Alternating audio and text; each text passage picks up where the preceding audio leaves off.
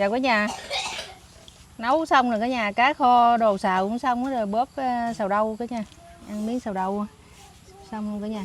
Mời cả nhà ăn cá bóp xào đâu cả nhà ơi. Mời cả nhà ăn cơm cả nhà ơi.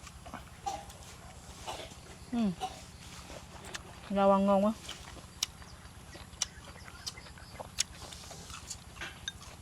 Chua ngọt. Rồi.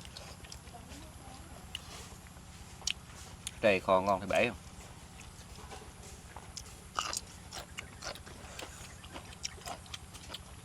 Ngon. Muốn thật giỏi.